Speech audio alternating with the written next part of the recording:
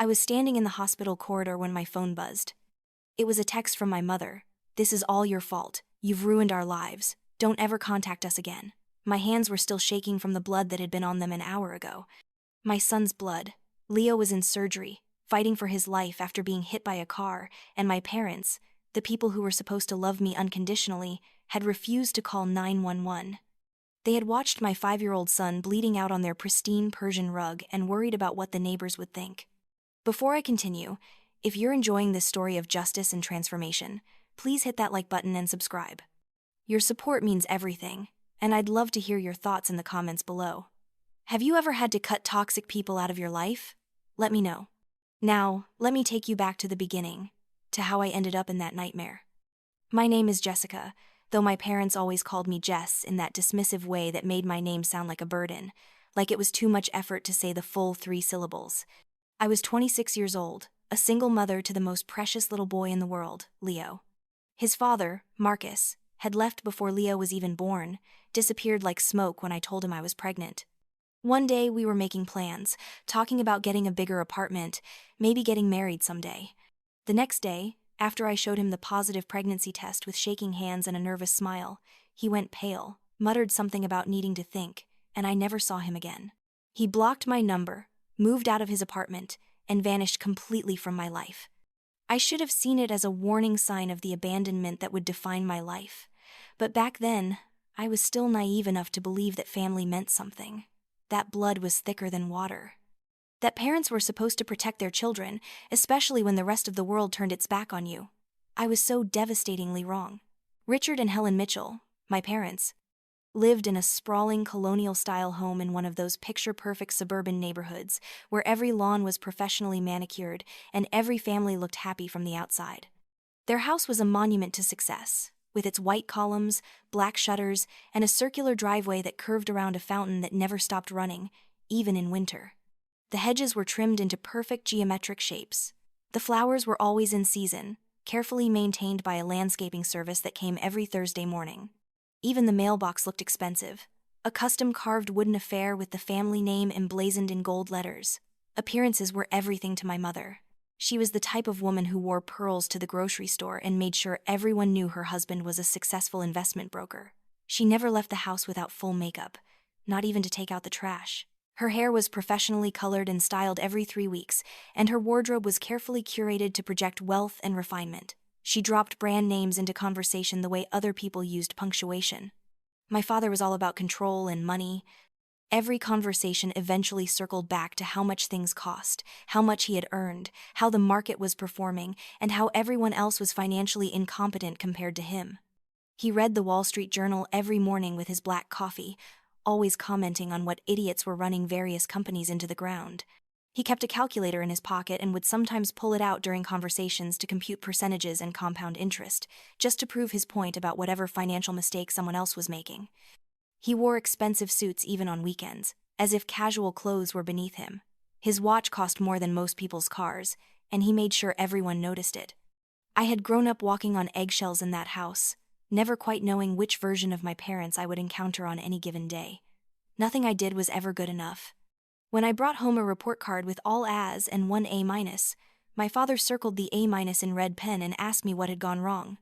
When I was accepted to a good state university with a partial scholarship, my mother sighed and said it was a shame I hadn't gotten into an Ivy League school like the Patterson's daughter. My grades were never high enough, my college choices weren't prestigious enough, my career path, before I even had a chance to establish one, wasn't impressive enough. I spent my childhood and adolescence performing, auditioning for their approval, never quite making the cut. And when I got pregnant at 21 by a man who turned out to be worthless, well, that was the ultimate disappointment, the final proof that I was everything they had always suspected I was.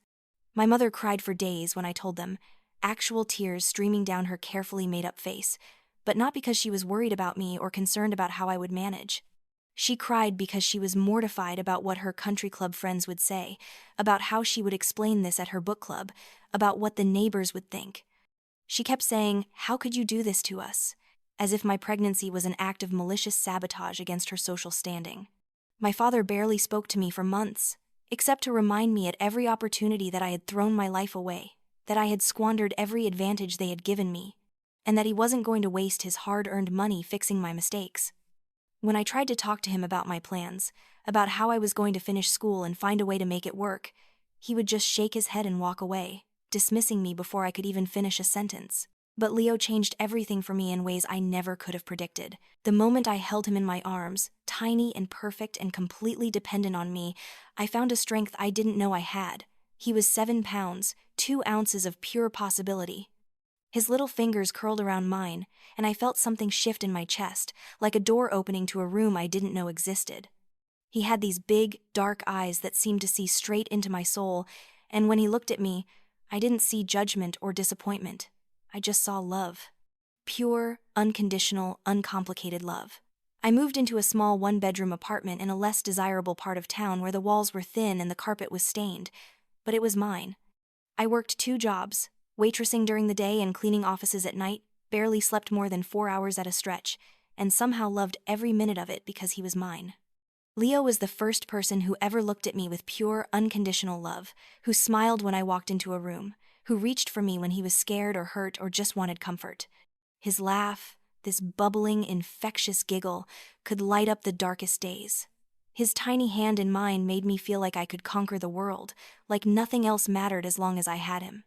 The problem was that the world was so much harder to conquer than I thought.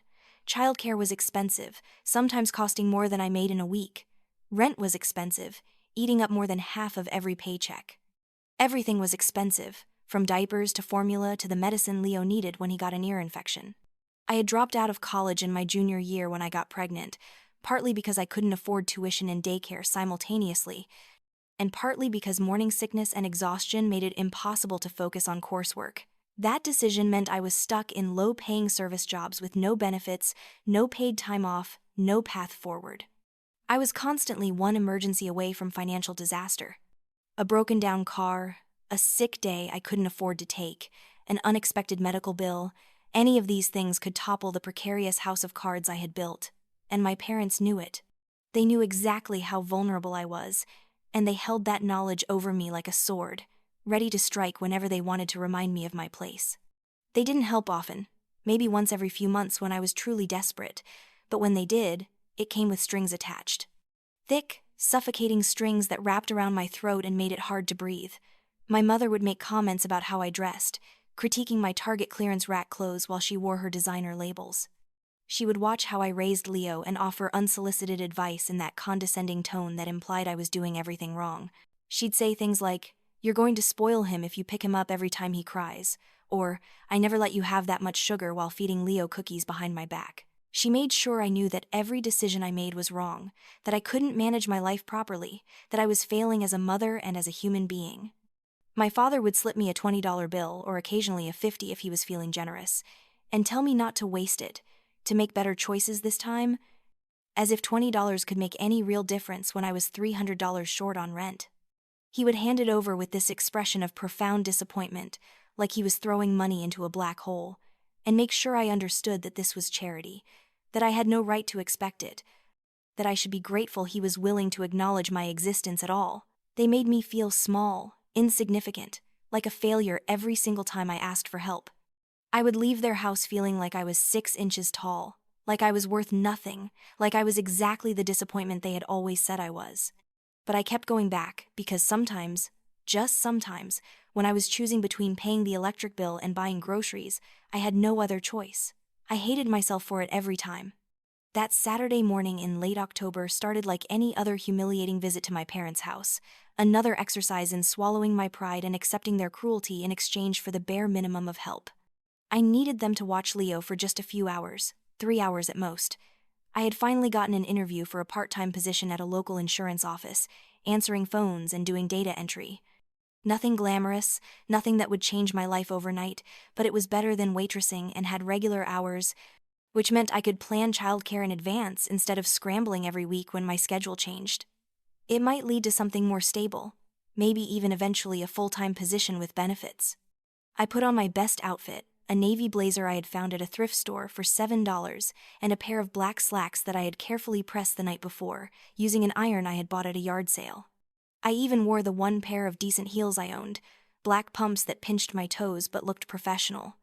I had woken up at 5:30 to shower and do my hair and makeup, wanting to look as put together as possible. I felt good about myself for the first time in months. Hopeful. Optimistic. Like maybe, just maybe, things were about to get better. I should have known better. Hope in my family was always a prelude to disappointment. I arrived at their house at 9 in the morning, exactly when I said I would. The autumn sun was just burning off the morning dew, and their neighborhood looked like something out of a magazine spread, all golden light and perfect angles. The maple trees lining the street were at peak fall color, brilliant reds and oranges that looked almost artificial in their perfection. The air smelled like wood smoke and chrysanthemums. I parked my beat-up Honda Civic at the curb, careful not to drip any oil on their pristine driveway. My car was 16 years old, held together by hope and duct tape, and it made a concerning rattling sound that I couldn't afford to get fixed. I held Leo's hand as we walked up the brick pathway to their front door. He was excited to see his grandparents, practically bouncing with energy, chattering about a drawing he had made for Grandma at preschool the day before. It was a picture of a house with a family standing in front of it, all stick figures holding hands. He had drawn it with such care, using his favorite crayons, and he kept asking me if Grandma would like it, if she would put it on her refrigerator like other grandmas did. My heart ached knowing that his innocent love would probably be met with indifference or worse, but I couldn't protect him from everything. Part of me wanted to shield him from them entirely, to never expose him to their coldness, but another part of me, the part that still harbored some foolish hope that they might love him even if they couldn't love me, kept giving them chances. He deserved grandparents. He deserved family. It wasn't his fault that his grandparents were incapable of genuine affection. My mother opened the door before I could knock, as if she had been watching from the window. She looked at me with that expression I knew so well, the one where her lips pressed into a thin line and her eyes scanned me from head to toe like I was a piece of merchandise that wasn't worth the price tag. She was wearing cream-colored slacks and a cashmere sweater set, perfectly coordinated with her pearl necklace and earrings. Her hair was freshly styled, and her makeup was flawless. She looked like she was about to host a ladies' luncheon, not babysit her grandson for a few hours. "Well, come in then," she said, stepping aside with a sigh that suggested our presence was already an inconvenience.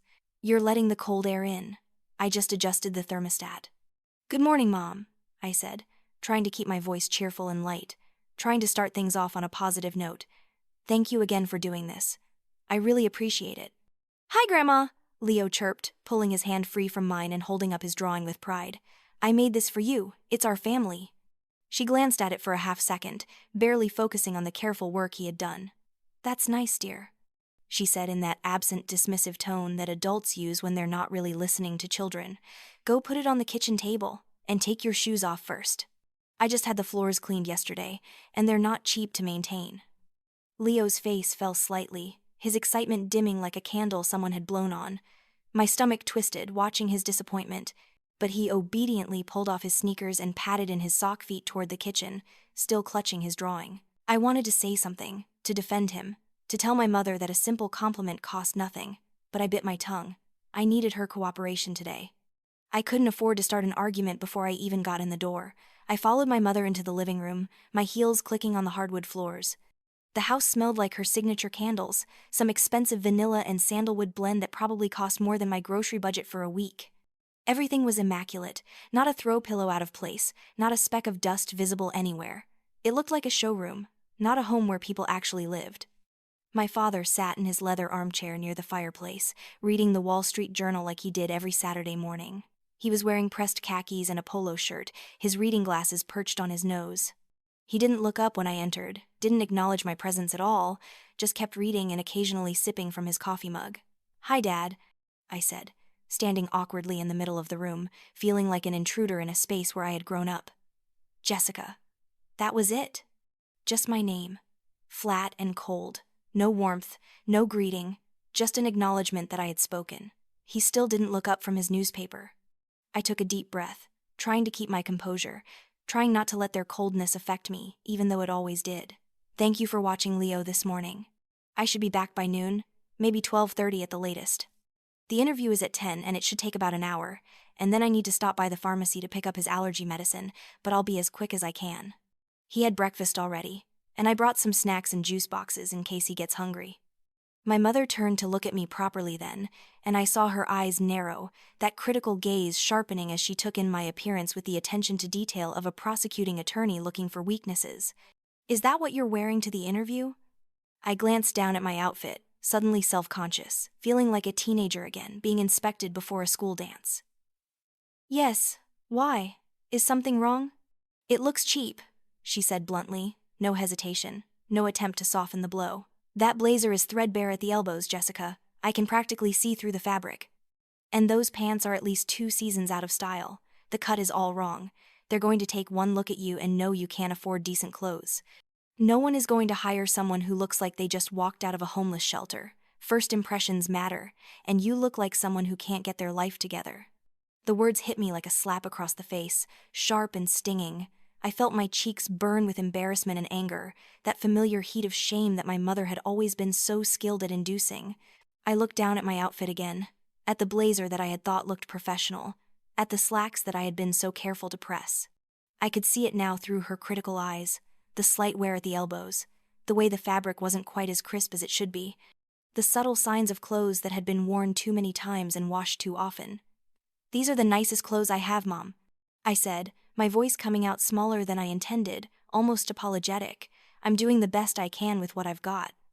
"Well, your best isn't good enough, is it?" she said, settling onto the white sofa that no one was allowed to sit on without permission, the one that was for show rather than comfort. She crossed her legs elegantly and smoothed her sweater. "It never has been. You never could manage your life properly. If you had made better choices, if you had finished college, if you hadn't gotten yourself pregnant by some loser who abandoned you, you wouldn't be in this position." My father finally lowered his newspaper with a rustle of pages, folding it precisely and setting it on the side table. "Helen's right," he said, his voice carrying that familiar tone of disappointed superiority. "You can't even dress yourself appropriately for a simple interview. How do you expect to hold down a real job? You've been dragging yourself and that boy through life like a burden we have to carry. Do you have any idea how exhausting it is, watching you fail over and over again?" I clenched my fists at my sides, nails digging into my palms hard enough to leave crescent-shaped marks. I focused on that small pain to keep myself from crying, from screaming, from telling them exactly what I thought of them.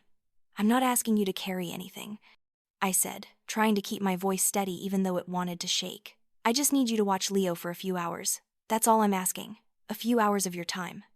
"Do you know how much our time is worth?" my father said, standing up from his chair with that deliberate slowness that somehow made everything he did seem more important. He folded his newspaper with crisp, angry movements, each fold precise and sharp. "I could be on the golf course right now, working on my handicap, networking with people who actually matter. Helen could be at her book club, maintaining the social connections that are actually valuable. Instead, we're here babysitting because you can't get your life together. Because you made poor choices and now everyone else has to deal with the consequences." "He's your grandson," I said quietly, feeling the familiar sting of tears behind my eyes. I hated that they could still make me cry, that after all these years, after all the times they had done this, they could still get to me. And I'm your daughter. Family is supposed to help each other.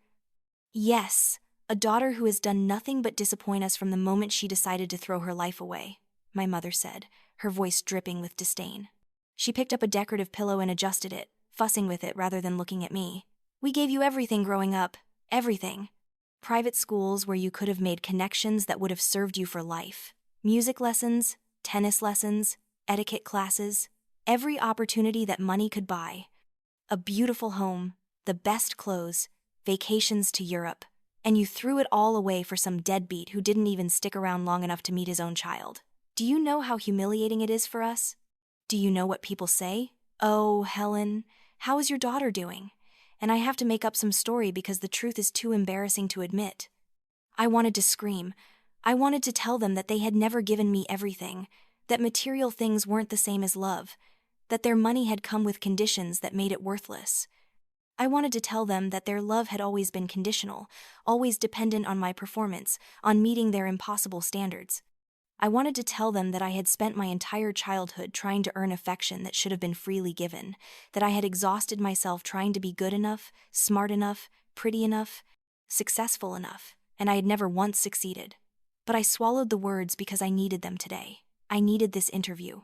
I needed a chance to build something better for Leo. I needed to get out of this cycle of poverty and struggle, and this job might be the first step. So I swallowed my pride, my anger, my hurt, and did what I always did.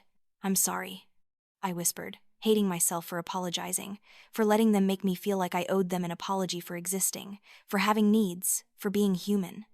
"I'll try to be back as soon as possible. I won't take up any more of your time than necessary." My father stood up, pulled out his wallet from his pocket, and threw a $20 bill on the coffee table. It fluttered down and landed near a crystal bowl full of decorative glass spheres. "Take it and go," he said, his voice hard. "We don't want to hear about your problems anymore. We're tired of it, and for God's sake, try to make yourself presentable before you embarrass yourself in front of potential employers. Maybe stop at a department store. See if you can find something that doesn't look like it came from a garage sale." I picked up the money, my hands trembling with suppressed rage and humiliation. The bill felt heavy, weighted with shame. $20. That was what they thought my dignity was worth. $20 to remind me of my place. I folded it carefully and put it in my purse, not trusting myself to speak. I went to the kitchen where Leo was sitting at the table, carefully coloring another picture with the crayons I had packed in his backpack. His tongue was sticking out slightly in concentration, the way it always did when he was focused on something. He was drawing what looked like a dinosaur, using green and purple. My heart swelled with love for him, this perfect little person who brought me so much joy despite everything else being so hard. I knelt down beside him, bringing myself to his eye level, and kissed his forehead. His skin was warm, and he smelled like the strawberry shampoo we had used that morning. "Mommy has to go for a little bit, sweetheart," I said softly, brushing his hair back from his face. "You're going to stay with Grandma and Grandpa, okay? I'll be back before you know it." "Okay, Mommy," he said, looking up at me with those big brown eyes that saw straight into my soul, eyes that looked at me and saw someone worth loving.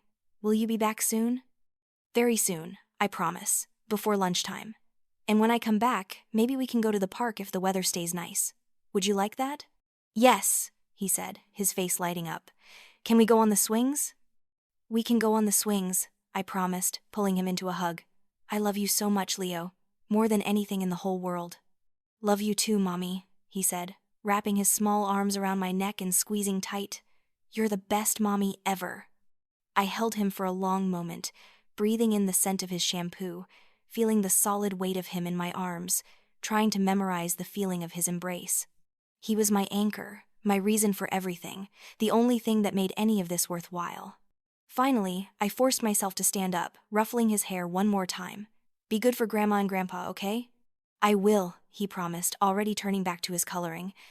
I walked toward the door, my legs feeling heavy, dreading the drive to the interview, dreading having to shake off this feeling of worthlessness that my parents always managed to instill in me. I just needed to get through the next few hours, just get through the interview, pick up Leo, and never ask them for anything again. I was done. This was absolutely the last time. I would find another way. I would figure something else out. I couldn't keep doing this. Couldn't keep subjecting myself to their cruelty. Couldn't keep letting Leo see how they treated me. This was the last time. But fate had other plans. I made it to my car, parked at the curb in front of their house. I was fumbling with my keys, still shaking with anger and hurt, when I heard Leo's voice calling from behind me. "Mommy, wait!" I turned around to see him running out of the house, his little sneakers only half on, waving the drawing he had made for me. My heart swelled. He was so sweet, so pure, so full of love that my parents could never appreciate. "Buddy, you're supposed to stay inside," I called out, walking toward him. "Let me help you with your shoes." That's when I saw it. His small red rubber ball that he always carried with him had rolled out of his hands. It bounced down the driveway and into the street. Leo, not thinking, not understanding the danger, ran after it. "Leo, no!" I screamed, breaking into a sprint. But I wasn't fast enough. Everything happened in slow motion and at lightning speed simultaneously. A black sports car came speeding around the corner, music blasting, going at least 50 in a 25-mile-per-hour residential zone. The driver didn't see Leo. I watched in absolute horror as my baby boy stepped off the curb, reaching for his ball, and the car hit him. The sound was something I will never forget. A sickening thud, the screech of brakes too late, Leo's small body flying through the air and landing on the pavement like a broken doll. The ball rolled harmlessly into the grass. The sports car's brake lights flashed bright red. For 1 second, maybe 2, the car stopped. I could see the driver's silhouette, their head turning to look back. Then the engine revved, and the car sped away, disappearing around the next corner. I was screaming. I didn't realize I was screaming until I heard my own voice, raw and primal, as I ran to Leo. He was lying on his side, not moving. Blood was pooling underneath his head, dark and spreading too fast. His leg was bent at an unnatural angle. His eyes were closed. "Leo! Leo, baby! Wake up!" I dropped to my knees beside him, afraid to move him, afraid not to move him. His face was so pale. "Someone help. Please, someone help us." The world was spinning. I couldn't think. I couldn't breathe. This wasn't happening. This couldn't be happening. My neighbor, Mark, a man I had only spoken to a handful of times, was working in his front yard. He heard the crash and came running. He was a paramedic, though I didn't know that at the time. All I knew was that someone was there, someone who wasn't frozen in terror. "Oh my God," Mark said, immediately kneeling beside Leo and checking his pulse. "He's breathing, but we need an ambulance now. Don't move him." I wanted to scoop Leo up in my arms, hold him, protect him, but Mark's authoritative voice cut through my panic. "Jessica, listen to me. We need to call 911 right now." "Where are your parents?" "Inside," I sobbed. "They're inside. They can call." I tried to stand, my legs shaking so badly I almost fell. Mark grabbed my arm to steady me. "Go, hurry!" I ran back toward the house, my vision blurred with tears, my heart hammering so hard I thought it might explode. I burst through the front door, still open from when Leo had run out. "Mom, Dad, call 911. Leo was hit by a car." I was screaming, hysterical, barely coherent. "He's bleeding. We need an ambulance." My mother came rushing out from the kitchen, and when she saw me, covered in Leo's blood, her face went white. But not with fear for Leo, with something else. Horror, yes, but not the right kind. "Oh my God, Jessica! You're tracking blood all over the floor!" she shrieked. "What have you done? The carpet, my Persian rug!" I stared at her in disbelief. "What?" My father appeared behind her, and I turned to him desperately. "Dad, please, we need to call 911. Leo is hurt." He looked at me with cold, calculating eyes. "What happened?" "A car hit him. He's bleeding. His leg is broken. We need help now." My father's jaw tightened. "Where is he?" "On the street, right out front, please." My mother's hands flew to her face. "The neighbors. Oh God, all the neighbors will see. They'll all be watching. This is so embarrassing." "Who cares about the neighbors?" I screamed. "My son is dying." But my mother just kept moaning about the blood on her floors, the scene that was unfolding on their pristine street. How mortifying this was. I pushed past them both, grabbed the cordless phone from the hallway table, and started to dial 911. My hands were shaking so badly I could barely press the numbers. My father strode over and ripped the phone out of my hands. "What are you doing?" I cried, reaching for it. He held it away from me. "No ambulance is coming to this house." I couldn't believe what I was hearing. "Are you insane? Leo needs help. He could die." "He probably just fell down," my father said coldly. "You're always so dramatic, Jessica. He'll be fine. Kids fall all the time." "He was hit by a car." I was shrieking now, completely losing control. "I saw it. There's blood everywhere. Please." My mother stepped forward, and I thought, for one desperate moment, that she was going to help me. Instead, she said, "We can't have ambulances and police cars here. Do you know what that will do to our reputation? What people will think? That we can't even control our own family? That there's some kind of emergency? Some kind of chaos? No, absolutely not." "I don't care about your reputation," I sobbed. "I care about my son."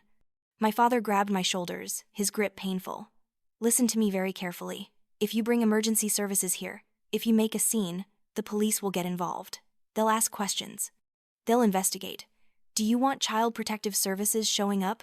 Do you want them to take Leo away because you're an unfit mother who can't even watch her own child?" The words were designed to terrify me, to make me doubt myself, to paralyze me. And for a few precious seconds, they worked. I stood there, frozen, while my son lay bleeding in the street. Then Mark's voice cut through the nightmare.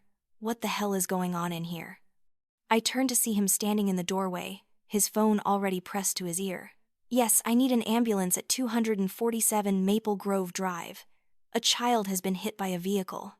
He's approximately 5 years old, unconscious, with visible head trauma and a possible leg fracture." The vehicle fled the scene. He looked directly at my father while he spoke, his expression hard as stone. "Yes, he needs immediate transport. Thank you." My father's face turned bright red with rage. "This is my house. You have no right to come in here." "Your grandson is dying in the street, and you're worried about your property?" Mark said, his voice dripping with disgust. "What kind of people are you?" I didn't wait to hear my father's response. I ran back outside to Leo. Mark had already returned and was kneeling beside him, carefully monitoring his breathing. In the distance, I could hear sirens approaching. Thank God. Thank God for Mark. Thank God that someone cared. "Stay with me, baby," I whispered, afraid to touch Leo but needing him to know I was there. "Mommy's here. Help is coming. You're going to be okay. You have to be okay." The ambulance arrived within 5 minutes, though it felt like a lifetime. 2 paramedics jumped out and took over, asking rapid-fire questions while they stabilized Leo's neck, checked his vitals, and carefully loaded him onto a stretcher. I tried to answer their questions through my tears. Age, medical history, what happened, how fast was the car going, did I see the driver? "Ma'am, you can ride with us," one of the paramedics said gently. I nodded numbly and climbed into the back of the ambulance. As the doors closed, I looked back at my parents' house. They were standing on the porch, not coming closer, not offering support, just watching with expressions of anger and inconvenience. My mother had her arms crossed. My father's face was set in a deep scowl. That was the last time I saw them for a long time. The ride to the hospital was a blur of medical jargon and beeping machines. They kept working on Leo, keeping him stable, talking to the hospital over the radio. I held his small hand, careful of the IV they had already placed, and prayed harder than I had ever prayed in my life. I wasn't particularly religious, but in that moment, I would have made a deal with any god who would listen. Take anything from me, just let my baby live. At the hospital, they rushed Leo straight into surgery. A kind nurse led me to a private waiting room and brought me a blanket and some water. I was still covered in blood, shaking uncontrollably, unable to process what had just happened. Mark had followed in his car and appeared in the waiting room about 20 minutes later. "How is he?" he asked. "I don't know. They said he has a skull fracture, internal bleeding, a broken femur. They're operating now." My voice sounded hollow, like it was coming from somewhere far away. Mark sat down beside me. "He's strong. Kids are resilient." If you hadn't called 911, I couldn't finish the sentence. The horror of what my parents had almost done, what they had been willing to let happen, was too enormous to comprehend. "Thank you. Thank you so much." "You don't need to thank me," Mark said quietly. "Anyone would have done the same. Anyone would have done the same." But that wasn't true. My own parents hadn't. The people who should have loved Leo the most had been willing to let him die to protect their reputation. A police detective arrived about an hour later. Detective Evans was a middle-aged woman with kind eyes and a no-nonsense demeanor. She sat down across from me and pulled out a notebook. "Miss Mitchell, I need to ask you some questions about what happened today." I told her everything. The black sports car, the speed, the hit and run, the driver stopping for a moment before fleeing. I described the car as best I could, though I had been so focused on Leo that details were fuzzy. She wrote everything down carefully.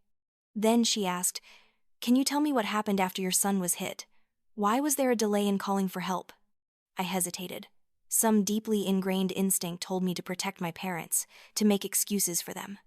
But then I thought about Leo in surgery, fighting for his life because they had wasted precious minutes. "My parents refused to call 911, I said flatly. I begged them, and they refused. They said it would be embarrassing, that it would hurt their reputation in the neighborhood. They tried to stop me from calling. If my neighbor Mark hadn't intervened and called, I don't know what would have happened." Detective Evans's pen stopped moving. She looked up at me, her expression carefully neutral. "Your parents refused to call for emergency services for their injured grandchild?" "Yes." "And they physically prevented you from making the call yourself?" My father took the phone away from me. She wrote for a long moment, then asked for my parents' contact information and Mark's information as a witness. I gave her everything. I was done protecting them. I was done making excuses. They had almost cost Leo his life. The hours that followed were the longest of my life. I sat in that waiting room, watching the clock, jumping every time a doctor appeared in the doorway. Mark stayed with me the whole time, leaving only to get coffee and food that I couldn't eat. He didn't push me to talk.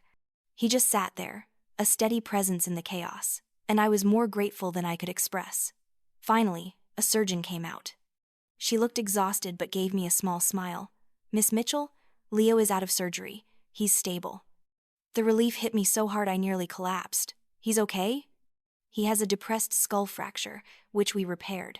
We also had to address some internal bleeding in his abdomen and set his broken femur. The next 48 hours are critical, but he's young and strong. The surgery went as well as we could have hoped. She paused, her expression growing more serious. I have to tell you, if he had arrived even 10 minutes later, the outcome would have been very different. The delay in treatment could have been fatal. Those words carved themselves into my brain. 10 minutes. My parents' selfishness, their obsession with appearances, had nearly murdered my child. They let me see Leo about an hour later. He looked so small in that hospital bed, tubes and wires everywhere, his head wrapped in white bandages. But his chest was rising and falling steadily, and when I took his hand, his fingers twitched slightly. I sat beside him and cried, not the panicked, terrified tears from earlier, but tears of exhaustion and relief and a growing, burning anger. My phone buzzed. It was a text from my mother. We cannot believe you involved the police. You've created a massive embarrassment for us. The whole neighborhood is talking. You need to fix this immediately. I stared at the message in disbelief. No concern for Leo, no apology, no recognition of what they had done, just anger that I had dared to prioritize my son's life over their reputation. Another text came through, this one from my father. You're on your own now. Don't contact us again. You've chosen to humiliate us, and there are consequences for that. I looked at my unconscious son, at the bandages covering his head, at the cast on his leg, at the machines keeping him stable, and I made a decision that would change everything. I blocked both their numbers. No more. I was done. Whatever relationship we had, whatever twisted, toxic bond had kept me tethered to them my whole life, it was over. They had shown me exactly who they were, and I finally believed them. After that, things moved quickly in ways I didn't expect. Detective Evans returned the next day with more questions.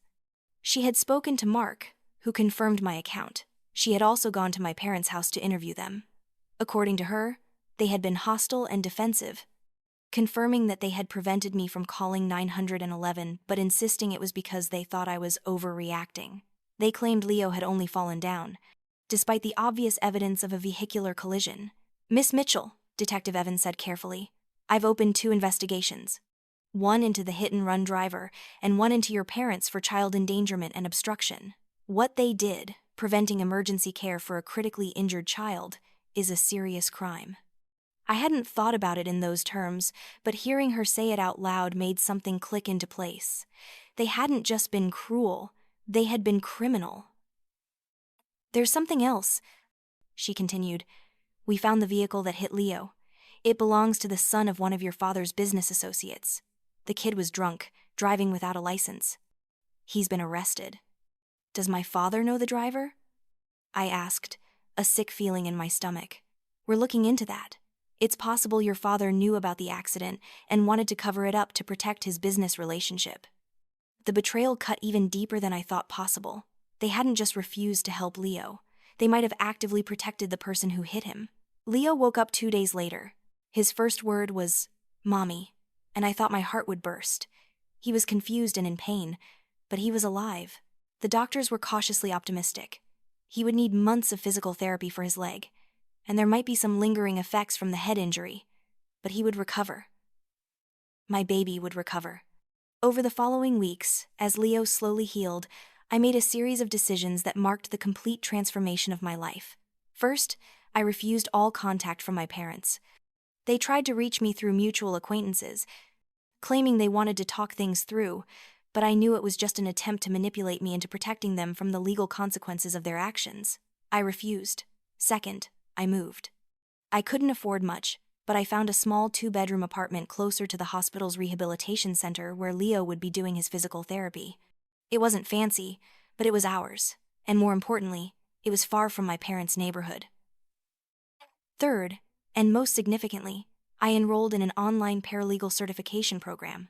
The hours I spent at the hospital, sitting beside Leo's bed while he slept, I used to study. I learned about contracts, family law, criminal law, and civil procedure. Knowledge became my armor. I would never be powerless again. I would never let anyone intimidate me with legal threats or manipulate me because I didn't understand the system. Mark became an unexpected pillar of support. He visited Leo regularly, bringing small toys and books. He helped me move into the new apartment. He never asked for anything in return, never made me feel like I owed him. He was just there, steady and kind, and slowly, I began to trust that not everyone would hurt me. The legal proceedings against my parents moved forward despite their attempts to stop it. Their lawyer argued that it was all a misunderstanding, that they had been in shock, that they shouldn't be held responsible for decisions made in a moment of crisis. But Detective Evans's report, combined with Mark's eyewitness testimony and the medical evidence showing how critical those lost minutes had been, painted a damning picture. The investigation into the hit-and-run also revealed that the driver, a 23-year-old named Brandon Chase, was the son of Richard's business partner. Phone records showed that my father had called Brandon's father within an hour of the accident, before the police had even identified the vehicle. The implication was clear. My father had known who hit Leo and had been working to cover it up. That discovery led to a deeper investigation into my father's business dealings. Apparently, he and his partner had been running an investment scheme that bordered on fraud, promising returns they couldn't deliver, and moving money around to hide losses. The accident investigation had inadvertently opened a Pandora's box. Federal investigators got involved. Assets were frozen. Everything my parents had worked so hard to build, all that precious reputation they had valued more than their grandson's life, began to crumble. I would be lying if I said I didn't take some satisfaction in watching it all fall apart. But mostly, I just felt tired. Tired of the drama, tired of the anger, tired of carrying the weight of their toxicity. I wanted to focus on Leo, on his recovery, on building something better for us. 4 months after the accident, I passed my paralegal certification exam. I was offered a position at a small family law firm that specialized in custody cases and protective orders. The pay was modest, but it was stable, and it came with health insurance. For the first time in my life, I felt like I was building a real career, not just scrambling from one survival job to another. Leo made incredible progress in physical therapy. The doctors were amazed at how well he was recovering. Yes, he had a slight limp that might never completely go away, and there was a pale scar on his forehead that would always be there, but he was running, playing, laughing. He was alive and whole and happy. One afternoon in early spring, almost 6 months after the accident, there was a knock on my apartment door. I looked through the peephole and saw my parents standing in the hallway. My mother looked haggard, her hair not perfectly styled for the first time I could remember. My father looked smaller somehow, defeated. I could have pretended I wasn't home, but I had learned that avoidance was just another form of letting them control me. So I opened the door but didn't invite them in. "What do you want?" I asked, my voice flat. "Jess," my mother started, her voice wavering. "We need to talk." "I have nothing to say to you." "Please," my father said, and hearing him beg was so strange that I almost didn't recognize his voice. "We're in trouble. The legal fees, the investigations, everything is falling apart. We could lose the house, lose everything. And," I kept my expression neutral, my hand on the doorframe, ready to close it, "we need you to tell the police and the prosecutors that it was all a misunderstanding." My mother said, tears starting to fall. She reached out like she was going to touch my arm, but I stepped back. "That we tried to help, that you were confused, that the trauma made you remember things wrong." I almost laughed at the audacity.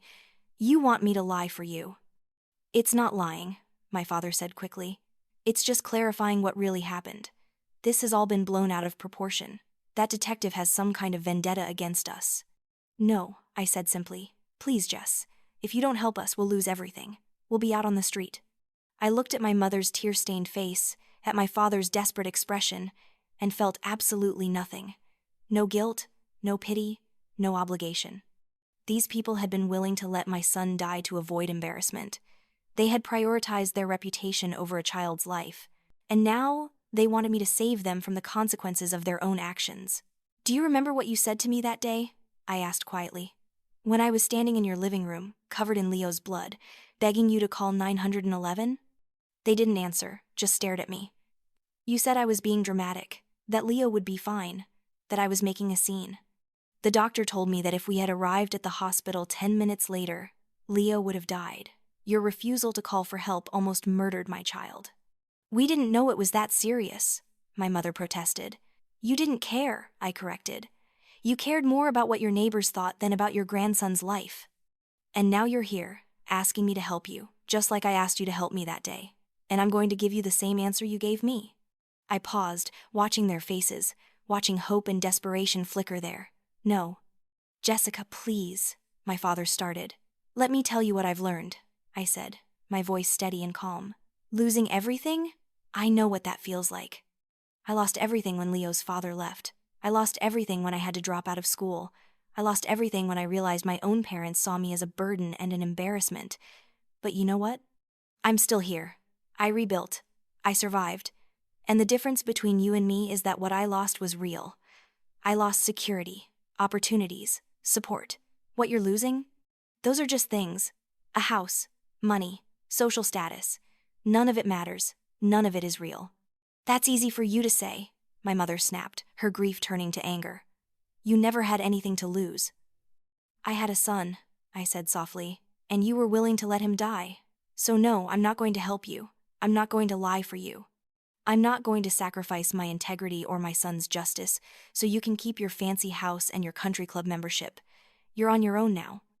Just like you left me on my own all those times I needed you. After everything we did for you, my father said bitterly, everything you did for me, I felt a surge of anger then, hot and righteous. You gave me a roof over my head and food on the table, the bare minimum required by law. But you never gave me love, you never gave me support, you never made me feel valued or wanted. Every kindness came with conditions, every bit of help came with shame. And when I needed you most, when your grandson needed you most, you weren't there. You were worse than not there. You actively prevented him from getting help. So no, you don't get to stand here and talk about everything you did for me. You're really going to let us lose everything? My mother asked, her voice breaking. I'm not letting you do anything. I said, you did this to yourselves. Your choices led you here, and now you have to face the consequences, just like you always told me I had to face mine. The only difference is, my consequences came from loving the wrong person and trying to build a life for my child. Your consequences come from being willing to let a child die to protect your image. These are not the same. I started to close the door, but my father stuck his foot in the way. You think you're so much better than us now. You think you're some kind of hero because you cut us off. But you're still the same failure you always were, just with a bigger chip on your shoulder. I looked at him, really looked at him, and saw him clearly for the first time. He was just a sad, small man who had built his entire identity on money and status, and now that those things were being taken away, he had nothing left. No relationships, no integrity, no inner strength, nothing. You're right, I said calmly. I'm the same person I've always been. But you know what?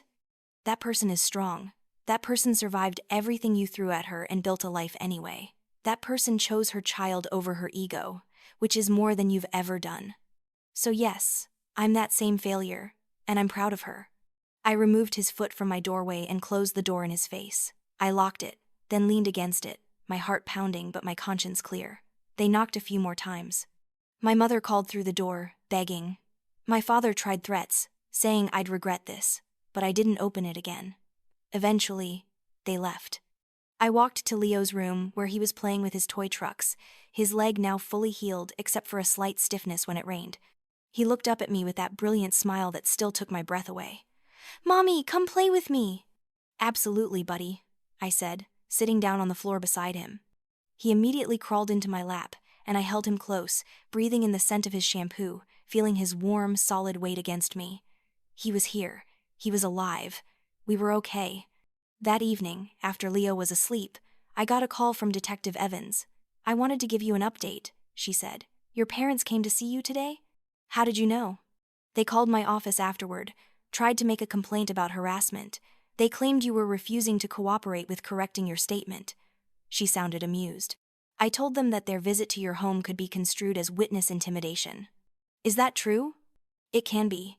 Just wanted you to know you don't have to have any contact with them if you don't want to. And Jessica, the prosecutor wants you to know that your testimony is solid. With Mark's corroboration and the medical evidence, we have a strong case. Your parents are going to face consequences for what they did. Good, I said, and meant it. The trials took months to work through the system. Richard was ultimately convicted of multiple counts of investment fraud and conspiracy. He was sentenced to 6 years in federal prison.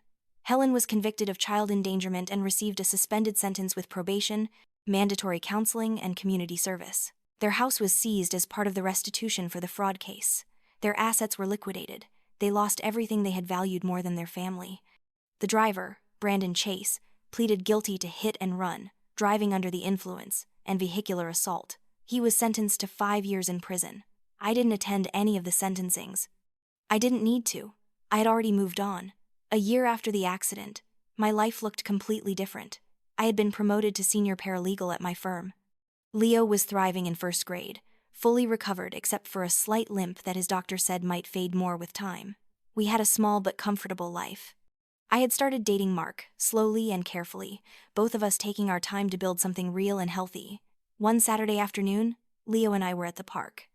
He was playing on the jungle gym with some other kids, his laugh carrying across the playground. I was sitting on a bench, watching him, when my phone buzzed with an email notification. It was from the law firm handling the civil suit I had filed against my parents for the emotional distress and Leo's medical expenses.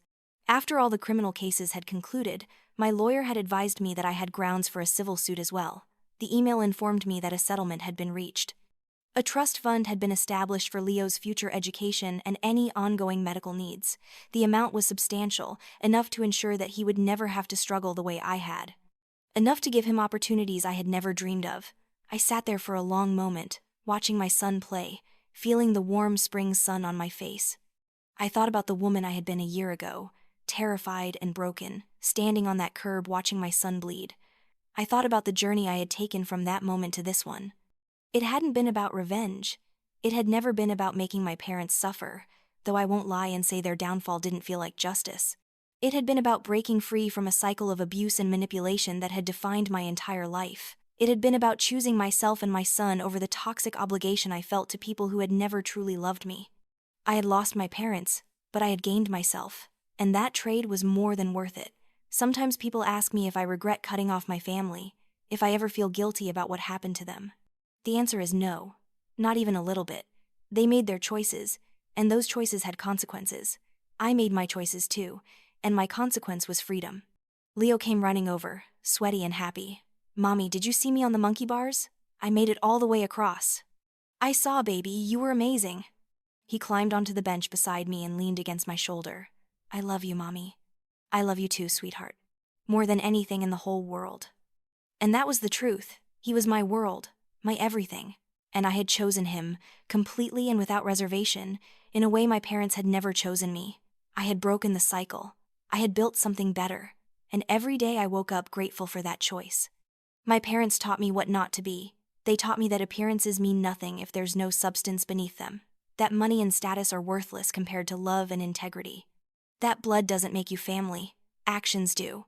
And most importantly, they taught me that sometimes the most loving thing you can do is walk away from people who refuse to see your worth. I'm not a victim anymore.